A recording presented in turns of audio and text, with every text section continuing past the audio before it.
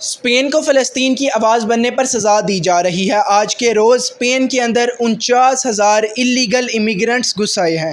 افریقی ملک موراکو کے لوگ سمندر میں تیر کر اور بارڈر کی تاروں پر چھلانگیں مار کر اسپین کے اندر داخل ہو رہے ہیں۔ حالات اس حد تک خراب ہو چکے ہیں کہ اسپین کو اپنی آرمی بلانی پڑی ہے ان لوگوں کو کنٹرول کرنے کے لیے۔ اسپین یورپ کا وہ واحد بڑا ملک تھا جس نے فلسطین کے حق میں سب سے سخت موقف اپنایا۔ اسپین نے اسرائیل جانے والے ہتھیاروں کے جہازوں کو اپنی بندرگاہوں میں داخل ہونے سے منع کر دیا تھا اور اسرائیل سے اپنا سفیر بھی واپس بلا لیا تھا، اور اس کے بعد اسپین نے غزہ میں اسرائیل کے اقدامات کو نسل کشی قرار دیا تھا۔ اور جو حالیہ ایران اسرائیل جنگ چل رہی ہے اس میں اسپین نے امریکہ کو اپنے فوجی اڈے استعمال کرنے کی اجازت تک نہیں دی، جبکہ باقی دیگر یورپی ممالک ٹرمپ کے ساتھ کھڑے ہو گئے تھے۔ اسی وجہ سے ڈونلڈ ٹرمپ نے اسپین کے وزیر اعظم پیڈرو کو کھلے عام بھیانک آدمی اور تجارتی پابندیاں لگانے کی دھمکیاں دی تھی۔ اب اسی دوران موراکو کو دیکھیں تو جب اسپین نے ہتھیاروں سے بھرا ایک بحری جہاز اپنی بندرگاہ پر آنے سے روکا تو وہی جہاز موراکو کی بندرگاہ میں جا کر رکا۔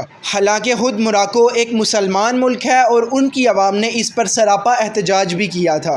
آپ بھی سوچ رہے ہوں گے کہ اسپین جیسے طاقتور ملک کے اندر اس طرح اتنے زیادہ الیگل امیگرنٹس کیسے گھس سکتے ہیں۔ اسپین اور مراکش کے درمیان ایک گزرگاہ ہے جسے اسٹریٹ آف جبرالٹر کہا جاتا ہے۔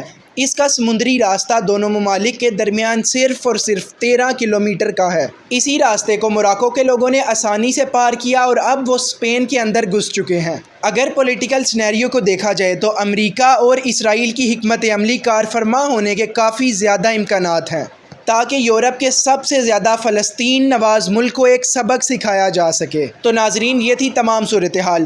ایک طرف اسپین کے اندر 50,000 الیگل لوگ داخل ہو چکے ہیں اور دوسری جانب یورپی یونین کے اندر سیاسی تنہائی مل رہی ہے، لیکن جتنے فیکٹ سامنے آ رہے ہیں وہ اس امکان کو مضبوط کرتے ہیں کہ یہ ایک سوچی سمجھی حکمت عملی کا حصہ ہے۔ تو ناظرین، جیو پولیٹیکل سینیریوز کو آسانی سے سمجھنے اور تازہ ترین خبروں کے لیے ہمارے چینل کو سبسکرائب کریں اور ویڈیو کو لائک کریں۔